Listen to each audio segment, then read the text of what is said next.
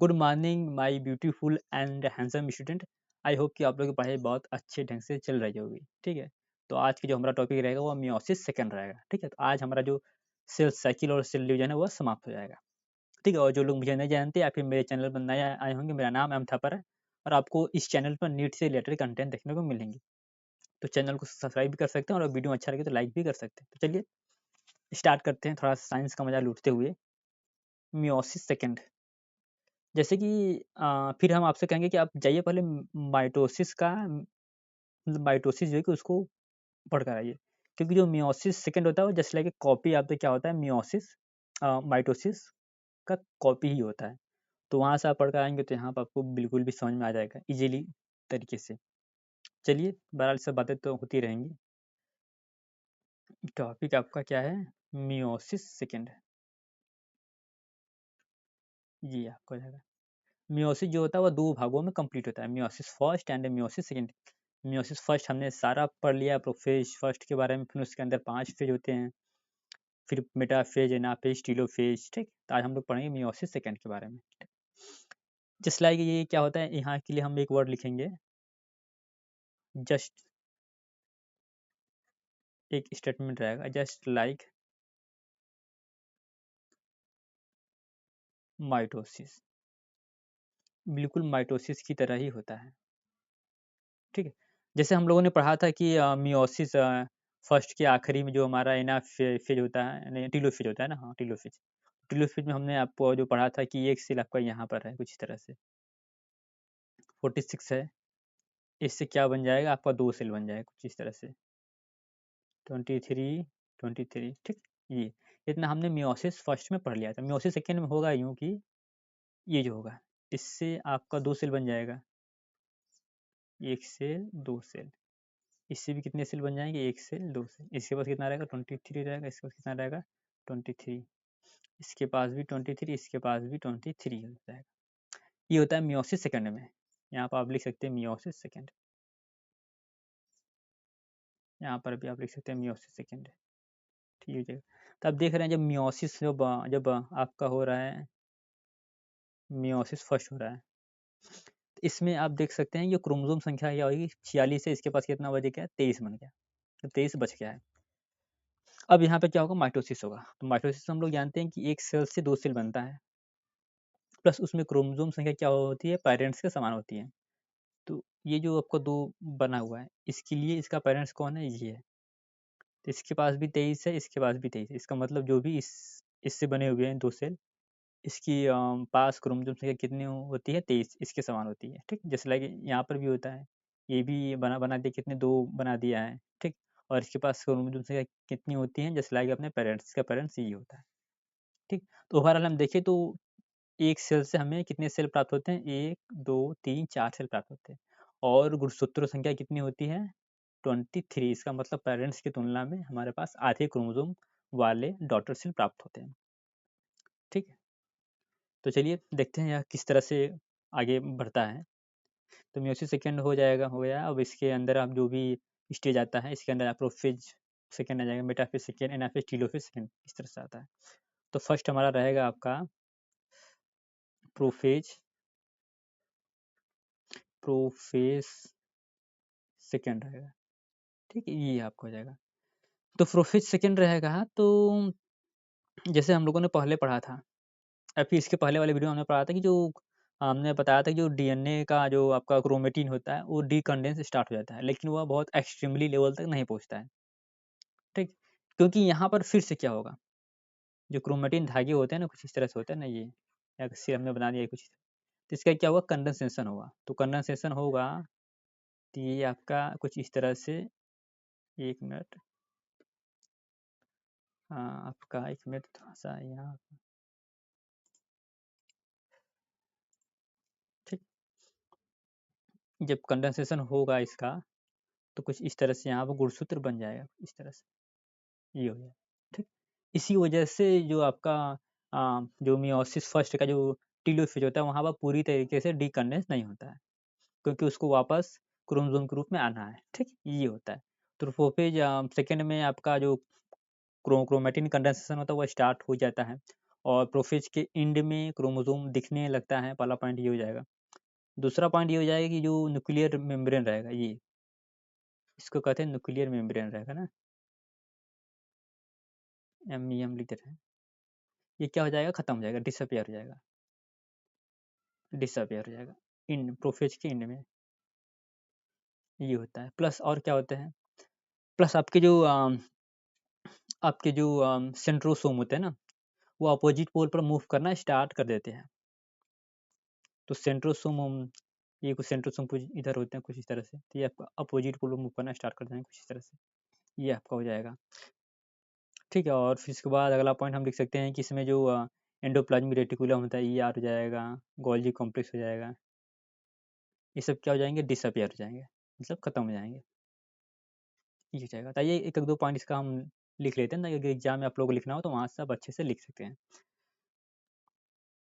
पहला पॉइंट हो जाएगा condensation, condensation of chromatin thread,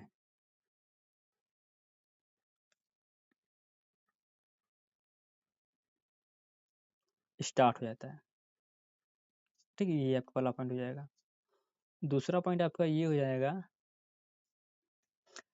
दूसरा पॉइंट हो जाएगा आपका ER हो जाएगा, ER हो जाएगा आपका, और कौन सा हो जाएगा आपका, गोल्जी कॉम्प्लेक्स हो जाएगा,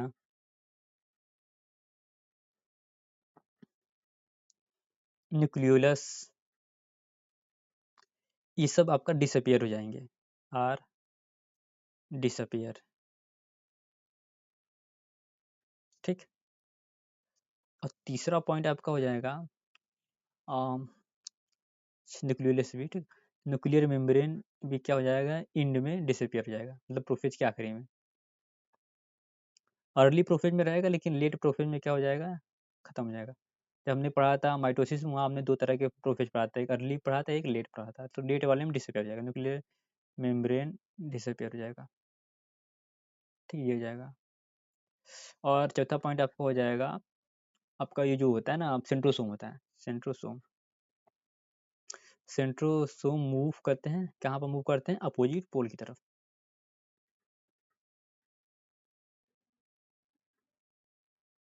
ये तो बहरहाल यही 3-4 पॉइंट था। कंडेंसेशन क्रोमेटिन स्टार्ट हो जाता है, जहाँ पे आखिरी में क्रोमोसोम के रूप में दिखाई देने लगते हैं। ER Golgi complex nucleolus are disappear, nuclear membrane disappear, centrosome move toward the opposite पोल।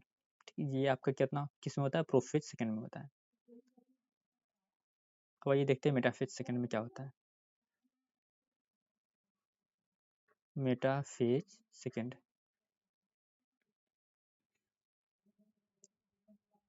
यहाँ पर ये होता है कि आप कह सकते हैं जो कंडेंसेशन होगा वो कंप्लीट हो जाएगा, क्योंकि माइटोसिस का जो होता है वहाँ पर मेटाफेज होता है, वहाँ पर मेटाफेज में कंडेंसेशन कंप्लीट होता है। ठीक है, यहाँ पर condensation of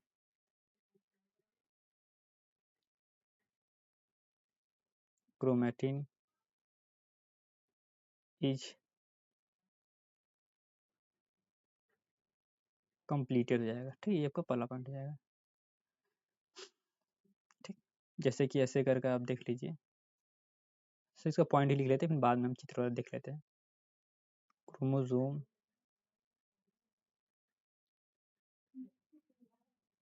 are arrange at mid point.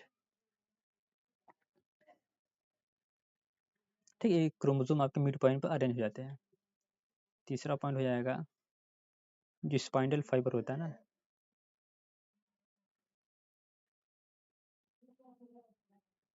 Are attach to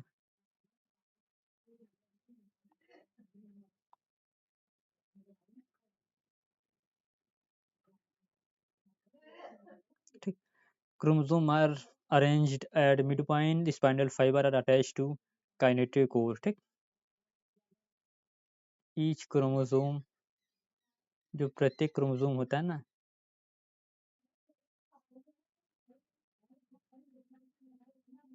to kinetochore.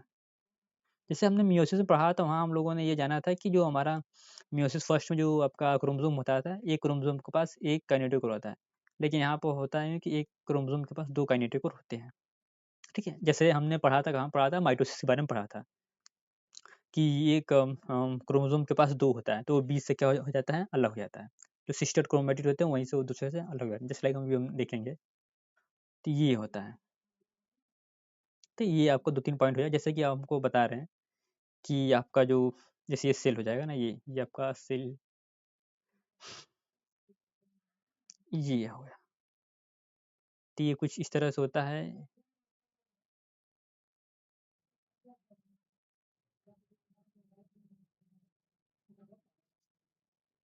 ठीक? ये आपका कुछ इस तरह से हो जाएगा। जो क्रोमोसोम होते हैं वह कहाँ मिड पॉइंट पर अरेंज हो जाएँ कुछ इस तरह से, ऐसे कर, या फिर इसको कह सकते हैं मेटाफिजिक प्लेट कह सकते हैं। ये हो गया, ठीक? ये यहाँ पर इस तरह से ये अरेंज हो गए हैं मिड पॉइंट पर। ये आपका दूसरा पॉइंट हो जाएगा। स्पाइंडल फाइबर जो अटैच हुए थे काइनेटिक को, ठीक? अब जैसे यहाँ से अब ये आगे बढ़ेगा, तो कुछ इस तरह से हम बता दे रहे हैं। ये क्रोमोसोम थोड़ा-सा हम ये ऐसे ऐसे बनाते हैं, 2 ही बना बना देते हैं।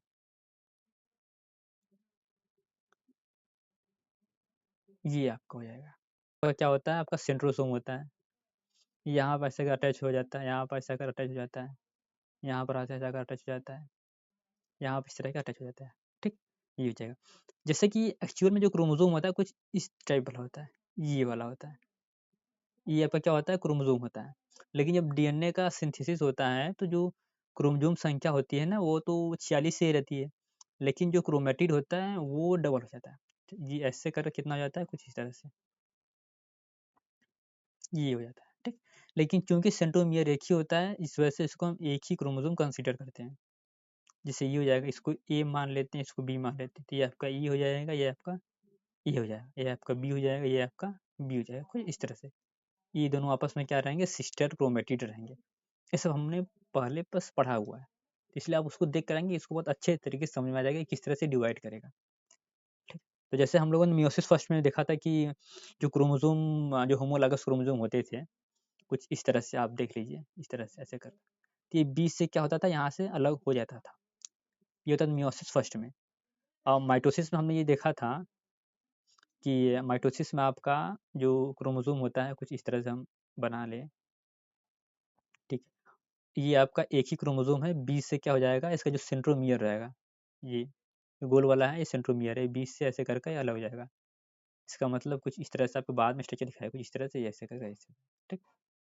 ये हो जाएगा, ठीक? तो जैसे लाइक ऐसा यहाँ पर भी होता है, ठीक? जो इसके अगले वाले फेज में होगा। तो इस वाले फेज में ये होता है यूँ कि जो क्रोमोसोम होता है कंडेंसेशन कंप्लीट हो जाता है, प्लस आपका जो क्रोमोसोम होता है वो मिड पॉइंट पर अरेंज हो जाते हैं। काइनेटिक कोर जो होता है, एक क्रोमोसोम के पास कितना कोर होता है? काइनेटिक कोर होता है, 2 होता है, ठीक है? एक ये हो जाएगा, एक ये हो जाएगा। जबकि मियोसिस फर्स्ट में कितना था? एक क्रोमोसोम के पास 1 ही था। यहाँ पर 2 होता है, क्योंकि बीच से या अलग हो जाएगा, तो ये जो जहाँ पे अटैच होता है काइनेटिक कोर, वो उससे ऊपर की तरफ खींचना स्टार्ट करेगा, तो ऊपर की तरफ जाना स्टार्ट कर जाएगा। ये सब हमने प्रॉपर डिटेल्स में पढ़ लिया हुआ है। तो ये आपका क्या हो जाएगा? Metaphase second. अब ये देखते हैं एनाफेज। एनाफेज, एनाफेज सेकंड हो जाएगा। एनाफेज सेकंड में होता है यूँ है कि आपका जो क्रोमोसोम हमने ये बनाया हुआ है ना कुछ इस तरह से, ये जो मेटाफेजिक प्लेट पे कुछ अरेंज है कुछ इस तरह से,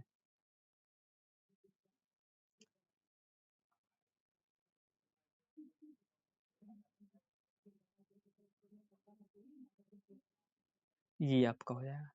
इसको हम जोड़ दे रहे हैं ऐसे करके। मतलब वैसे हम 2 ही बना रहे हैं, लेकिन ओवरऑल यहाँ पे 23 एक लाइन से क्या होंगे? अरेंज होंगे, ठीक है? ये हो जाएगा। तो आगे हम बनाते हैं, देख लीजिए आगे। आगे होगा यूँ कि जो क्रोमोसोम होगा ना, ये जो बीच वाला हिस्सा होता है, ये वाला पोर्शन, इसको हम क्या कहते हैं? सेंट्रोमियर बोलते हैं। क्या बोलते हैं? सेंट्रोमियर बोलते हैं, ठीक ही हो जाएगा। और इसको क्या बोलते हैं हम? सिस्टर क्रोमैटिड बोलते हैं। क्या बोलते हैं? सिस्टर क्रोमैटिड बोलते हैं, सिस्टर क्रोमैटिड बोलते हैं, ये हो जाएगा। तो ये बीच से क्या हो जाएगा? ऐसे करके आपका सिस्टर क्रोमैटिड एक दूसरे से अलग हो जाएँगे, ये सेंट्रोमियर के द्वारा है जी। तो आपका इस जो एनाफेज में होगा यूँ कि हमें कुछ इस तरह से स्ट्रक्चर दिखाई देगा।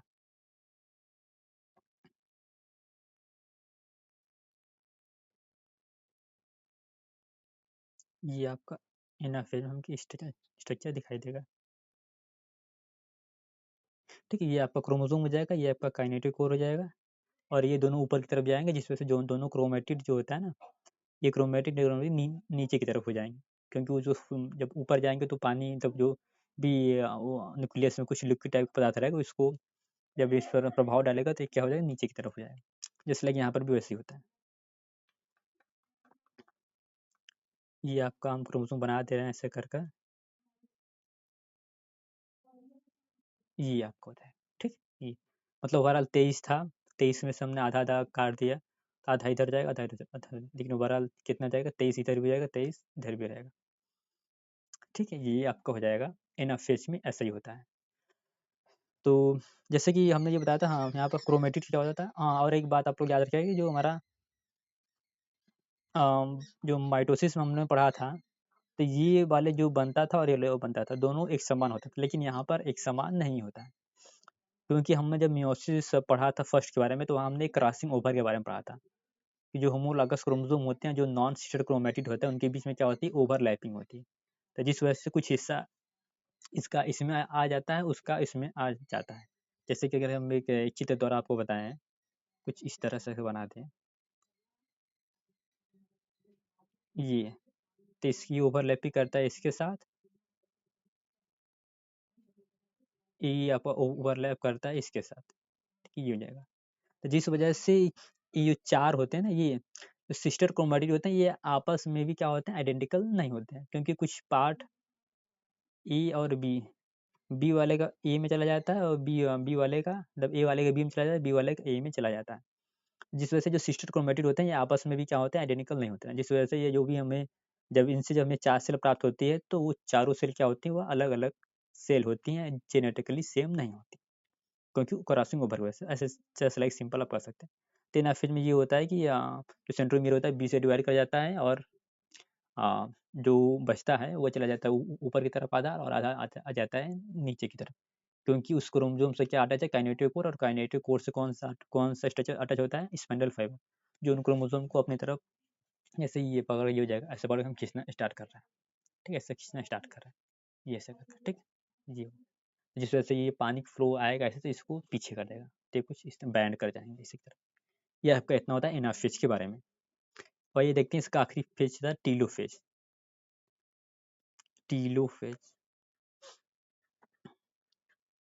टीलोफेज सेकेंड आपका हो जाएगा। तो टीलोफेज सेकेंड में होता यूँ है कि आपका डीकंडेंसेशन स्टार्ट हो जाता है।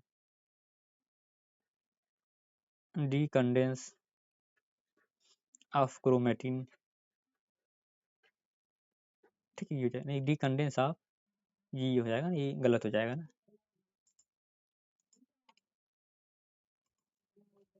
डीकंडेंस ऑफ क्रोमोसोम,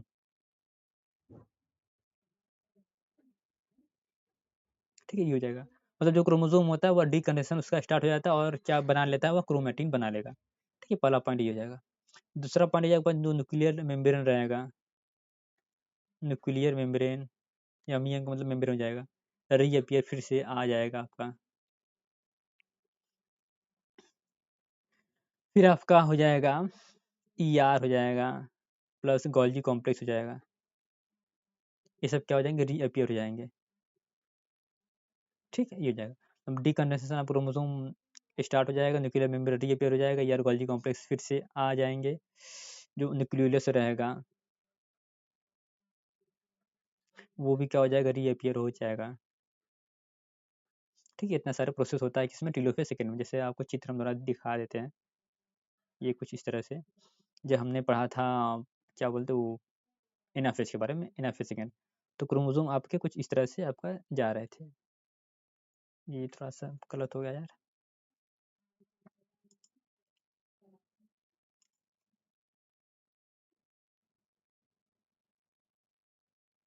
ये आपका क्रोमोसोम होते हैं।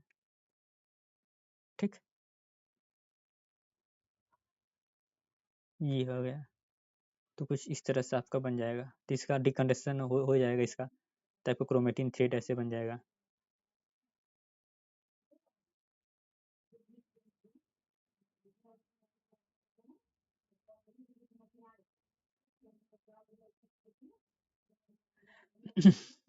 ये डिकंडेंस हो जाएगा, ये आपका क्या हो जाएगा, ये आपका न्यूक्लियस हो जाएगा, नहीं ये आपका न्यूक्लियर मेम्ब्रेन हो जाएगा। क्या हो जाएगा, न्यूक्लियर मेम्ब्रेन। ये भी न्यूक्लियर मेम्ब्रेन, न्यूक्लियर मेम्ब्रेन। ये क्या हो जाएगा, रीअपीयर हो जाएगा। न्यूक्लियर मेम्ब्रेन, ये यहाँ छोटा सा न्यूक्लियस बना दे रहे हैं कुछ इस तरह से। ये आपका, ये क्या हो जाएगा, न्यूक्लियोलस। ये भी क्या हो जाएगा, रीअपीयर हो जाएगा। ठीक। इसके बाद क्या होगा, साइटोकाइनेसिस होगा। ये आपका 2 सेल बन गए। इसके बाद क्या होगा, साइटोकाइनेसिस होगा। साइटोकाइनेसिस, साइटोकाइनेसिस होगा तो एक सेल से कितने सेल प्राप्त हो जाएंगे, 2 सेल। तो ये कुछ इस तरह से हम, अगर हम इसको थोड़ा सा मिटा दें, नहीं मिटा दें, सब बड़ा सा बना दे रहे हैं, ये हो जाएगा। ठीक है, ये हो जाएगा। इसमें आपका क्या हो जाएगा, क्रोमेटिन थ्रेड रहेगा ऐसे करके। जब साइटोकाइनेसिस होगा तो 20 से क्या हो जाएगा, ऐसे करके डिवाइड कर जाएगा, ऐसे करके बन जाएगा। तो हमें कुछ इस तरह से ऐसे करके ये आपका हो जाएगा। ठीक, ये आपका हो जाएगा। ठीक, ये हो जाएगा। तो बहरहाल ये था जो है कि साइटोकाइनेसिस के बाद एक सेल से 2 सेल प्राप्त है। ये आपका हो जाएगा सेल मेम्ब्रेन हो जाएगा। ये आपका क्या हो जाएगा, न्यूक्लियर मेम्ब्रेन हो जाएगा। इसके अंदर क्या रहेगा, क्रोमेटिन धागे को ऐसे ऐसे कर रहेंगे।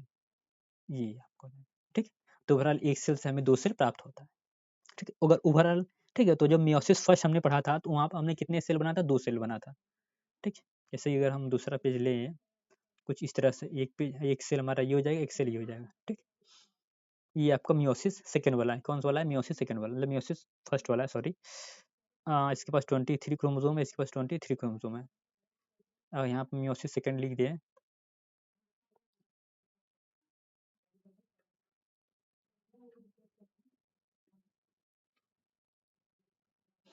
तो यहाँ से कितना बन जाएगा आपका, हो जाएगा, हाँ तो एक सेल से 2 सेल बन जाएगा, ऐसे करके ये। ठीक है, ये हो जाएगा। जो हमने एग्जांपल लिया था केवल एक ही का लिया था, लेकिन मियोसिस फर्स्ट में आपको 2 सेल बनता है, तो बहरहाल तो 1 से 2 बनेगा, 2 से कितना बन जाएगा, 4 बन जाएगा। ये आपका कितना हो जाएगा, 23 बन जाएगा ना, ये 23 रहेगा। ठीक है, ये आपका हो जाएगा। ठीक। आफ्टर द साइटोकाइनेसिस के बाद हम आपको ये रिजल्ट दिखा रहे हैं। तो ओवरऑल आपने वो लोगों ने देख लिया किस तरह से मियोसिस में एक सेल से 4 सेल प्राप्त होते हैं और उनके पास क्रोमोसोम संख्या क्या होती है, पेरेंट्स की तुलना में आधी होती है। ठीक। और इसका सिग्निफिकेंस क्या होता है, सिग्निफिकेंस भी देख लिया जाए।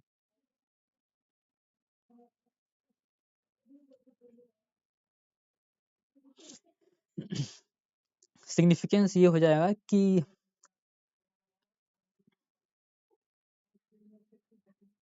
Maintain chromosome number, chromosome number. ठीक। क्रोमोसोम की संख्या क्या करने के लिए, मेंटेन करने के लिए। Maintain chromosome number in daughter. ठीक है, ये हो जाएगा। जैसे कि अगर हम ले लें मियोसिस का जो सिग्निफिकेंस होता है वो क्या होता है, maintain chromosome number in daughter. जैसे अगर हम क्योंकि क्रोमोसोम संख्या क्या हो जाती है, आधी हो जाती है। उसका मतलब अभी समझा देते हैं। जैसे मान लो कोई पप्पू है, ठीक है। पप्पू के मदर में हम ले ले रहे हैं, पप्पू की मदर की, ये कुछ इस तरह से स्ट्रक्चर बना देना पप्पू की मदर की, कुछ इस तरह से, MOTHER। ठीक है, ये हो जाएगा, पप्पू के पापा हो जाएंगे, हम लिख दे रहे हैं, कुछ हैंडसम सा मैन रहेंगे एकदम। ठीक, ये हो जाएगा। इस तेरे नाम बार झारे हुए हैं, कुछ इस तरह हो गए। इनके पास कितना होगा, 46 होगा। कितना होगा, 46। इनके पास कितना होगा, 46 होगा। ठीक। इनके अंदर क्या होगा, मियोसिस होगा। कितना प्राप्त होगा, 23। इनके अंदर क्या होगा, मियोसिस होगा। कितना होगा, 23। 23 मिल जाएंगे, कितना हो जाएगा, 46। तो पप्पू के पास कितना आ गया, 46 है। इसका मतलब पप्पू के अंदर क्रोमोसोम संख्या 46 करने के लिए इनके अंदर मियोसिस होना जरूरी है और इनके पिता के अंदर भी मियोसिस होना जरूरी है। नहीं तो अगर मियोसिस नहीं होगा तो इनके पास क्रोमोसोम संख्या डबल हो जाएगी।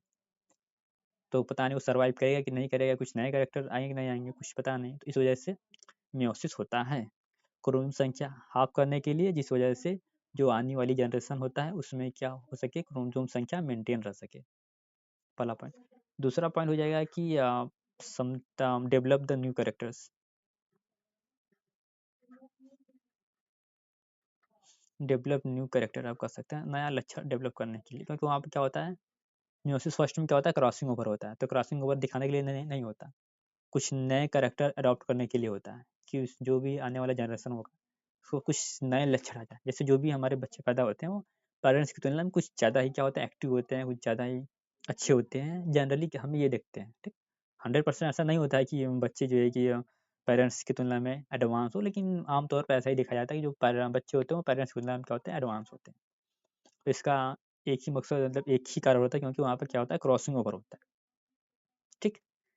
ठीक है, ये हो जाएगा क्रॉसिंग ओवर की वजह से जो हमें नए कैरेक्टर आने वाली जनरेशन में दिखाई देते हैं, ठीक। इसी वजह से क्या कहते हैं, सेक्सुअल रिप्रोडक्शन में जो वेरिएशन आता है, जो भी नया जनरेशन आता है, तो इसी इसी वजह से सेक्सुअल रिप्रोडक्शन ही होता है। तो पहले सबसे पहले आया था एस सेक्सुअल आया था, मतलब रिप्रोडक्शन ए सेक्सुअल आया था, फिर उसके बाद क्या हो गया, सेक्सुअल रिप्रोडक्शन स्टार्ट हुआ, ताकि कुछ नए कैरेक्टर आ सके, तो ये जो बच्चे होंगे वो वातावरण से अपने आप को डेवलप करते हुए चलेंगे। तो ये कुछ होता है, 2-3 पॉइंट इतना था। तो आई होप कि आप लोगों को समझ में आया होगा, समझ में आया होगा तो वीडियो को लाइक कर दिएगा, चैनल सब्सक्राइब भी कर सकते हैं। इसका थोड़ा-सा एंग्जायटी पोर्शन भी देख लेते हैं। एनाफिस सेकंड, अच्छा ये मियोसिस सेकंड ना ये। देखिए meiosis second is initiate immediately after cytokinesis, ठीक। जब साइटोकाइनेसिस मियोसिस 1 का कंप्लीट हो जाता है तभी क्या होता है, ये स्टार्ट होता है मियोसिस सेकंड, ठीक। बिफोर द, जब क्रोमोसोम फुल्ली कंडेंस होने से पहले ये क्या होता है, स्टार्ट हो जाता है। इसके मियोसिस फर्स्ट के अपोजिट में ये जो होता है नॉर्मल मिटोसिस, ये क्या होता है, नॉर्मल होता है। मतलब ये मियोसिस फर्स्ट की तरह नहीं होता है कि प्रोफेज फर्स्ट जो है कि आपका क्या हो जाए आपका, या प्रोफेज सेकंड, तब प्रोफेज फर्स्ट की तुलना में प्रोफेज सेकंड ऐसा तो नहीं होता कि वहाँ पर फिर इसको 5 भागों में बांट दें। तो ये जस्ट लाइक नॉर्मल माइटोसिस की तरह होता है। The nuclear membrane disappear by end of the prophase second, prophase second में क्या होता है, न्यूक्लियर मेम्ब्रेन खत्म हो जाता है, मर जाता है। The chromosome again become at compact, ठीक हो जाएगा, क्रोमोसोम क्या हो जाएगा, कॉम्पैक्ट हो जाएगा, ये जाएगा। मेटाफेज सेकंड देखिए, मेटाफेज सेकंड में क्या होता है, इतना क्या होता है, प्रोफेज सेकंड में होता है। बाकी जो न्यूक्लियोलस डिसअपियर हो जाएंगे, सब होता है, लेकिन वो लिखा नहीं गया है। At this stage metaphase second में क्रोमोसोम अलाइंग एट द इक्वेटर, मतलब मिड पॉइंट पे क्या होते हैं, अरेंज हो जाते हैं।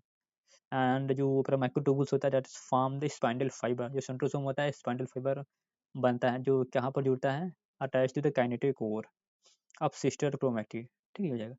जैसे यहाँ पर जो काइनेटिक कोर होता है कुछ इस तरह से होता है ना, ये मतलब एक क्रोमोसोम के पास 2 काइनेटिक कोर होते हैं, ठीक है, ये हो जाएगा। तो जिस वजह से ये आकर इस तरह से अटैच होते हैं, ये इसमें लिखा गया है। तो ये आपका क्या होता है, मेटाफेज में इतना होता है। न्यूक्लियर मेम्ब्रेन वैसे ही उसमें ही खत्म हो गया प्रोफेज सेकंड में। तो क्रोमोसोम कहाँ पर आ जाएंगे, आप साइटोप्लाज्म में आ जाएंगे और वो इक्वेटर पर अरेंज हो जाएंगे, और वहाँ से आपका स्पाइंडल फाइबर आकर जुड़ जाता है, ये हो जाएगा। आइए देखते हैं एनाफेज के बाद क्या होता है, एनाफेज में क्या होता है। देखिए यहाँ पे क्या होता है, स्प्लिटिंग हो जाती है, splitting of the centromere. Centromere क्या होता है, बीच से, जैसे ये अगर हम इसको सेंट्रोमियर माने, ये जो हमने, ये आपका सेंट्रोमियर हो जाएगा, सेंट्रोमियर हो जाएगा। ये क्या हो जाएगा, बीच से क्या हो जाएगा, इस तरह से टूट जाएगा, ठीक हो जाएगा, एक साथ ही टूट जाएगा। मतलब हमारे पास 2 क्रोमोसोम 2 सेल हैं, तो दोनों सेल में एक साथ ही प्रोसेस होता है। Simultaneously splitting of the centromere of the each chromosome which was the holding the sister chromatid together, ठीक। जो ये थी, ये सिस्टर क्रोमेटिड होता है, ये सिस्टर क्रोमेटिड होता है, तो ये बीच से क्या हो जाता है, अलग हो जाता है, दैट्स इट, लिखा गया इसमें। showing them to move toward the opposite pole of the cells, sorting of the shortening of the microtubules attached to kinetochore, ठीक है। फिर इसके बाद जब टूट जाएगा तो ये क्या हो जाएगा, यहाँ पे क्या है, अटैच होता है कुछ इस तरह से। तो यह आधा इधर मूव करना स्टार्ट कर देगा, ये वाला आप इधर मूव करना स्टार्ट कर देगा, ठीक। जिस वजह से जो आपका स्पाइंडल फाइबर होता है वह छोटा होना स्टार्ट हो जाता है, वह पहुंच जाता है सेंट्रोसोम के पास, ये इसमें लिखा गया है। जैसे कि ये आपका चित्र है, देख लीजिए, ये सेल एक होता है, एक सेल ये होता है, जिससे इससे यहाँ पर बना, ये क्या होता है, प्रोफेज सेकंड होता है, कॉम्पैक्टेशन हो जाएगा पूरी तरह से, हो जाएगा। फिर यहाँ पे क्या हो जाएगा, मिड पॉइंट पे क्या हो जाएंगे, अरेंज हो जाते हैं। इसके अलावा स्पाइंडल फाइबर जो होता है वो क्या होता है, अटैच हो जाते हैं काइनेटिक कोर से। एक सेंट्रोसोम के, एक सेंट्रोमियर के पास 2 काइनेटिक कोर होते हैं, या फिर एक क्रोमोसोम के पास 2 काइनेटिक कोर होते हैं, उससे क्या हो जाएगा, स्पाइंडल फाइबर अटैच हो जाएगा। ये क्या होता है, मेटाफेज में होता है। एनाफेज में जो होता है कि वह जो यहाँ से कुछ इस तरह से आपका ब्रेक डाउन हो जाता है, तो जिस वजह से जो सेंट्रोमियर होता है वो 2 भागों में डिवाइड किया जाता है। इसके अलावा जो सिस्टर क्रोमैटिड होते हैं वो भी क्या एक दूसरे से जुदा हो जाती हैं। तो आधा चली जाती है ऊपर, आधा चली जाएँगी नीचे। फिर ये आखिरी में एंड ऑफ द फिर ये मेटाफेज, एनाफेज, फिर टीलोफेज आ जाएगा। ठीक है, जब टीलोफेज आ जाएगा तो उसके बाद साइटोकाइनेसिस के बाद ये आपका 2 सेल बन जाएगा। न्यूक्लियर मेम्ब्रेन फिर से आ जाएगा, न्यूक्लियोलस आ जाएगा, फिर जो क्रोमोसोम होता है वह क्रोमैटिन के रूप में चेंज हो जाएगा। ये एनसीईआरटी का फिगर, इसको आप देख सकते हैं कि टीलोफेज से क्या लिखा है, meiosis end with the telophase, second in which the two group of the chromosome once again get enclosed by the nuclear membrane. nuclear membrane फिर से आ जाता है, साइटोकाइनेसिस फॉलो करता है, resulting in the formation of the tetrad of the cell. Tetrad मतलब 4 cell बन जाते हैं, 4 हैप्लॉइड डॉटर सेल। चारों के पास क्रोमोसोम संख्या क्या होती है, पेरेंट्स की तुलना में आधी होती है। दैट्स इट, यही सब लिखा गया है। इसके पास 23 है, इसके पास 23 है, दैट्स इट।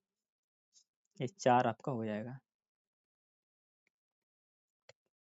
फिर इसके बाद देखिए इसका सिग्निफिकेंस क्या होता है, तो वही आपका सेक्सुअल रिप्रोडक्शन के लिए क्या होता है, क्रोमोसोम संख्या क्या होती है, आधी हो जाती है, क्योंकि आधा यहाँ से आ जाएगा, आधा उनसे आ जाएगा, तो इस वजह से यहाँ पर आधा होना बहुत ज़रूरी होता है। इसके अलावा नए कैरेक्टर के लिए, ठीक है, ये very important for the process of evolution में बड़ा ही इंपॉर्टेंट भूमिका निभाता है इवोल्यूशन में।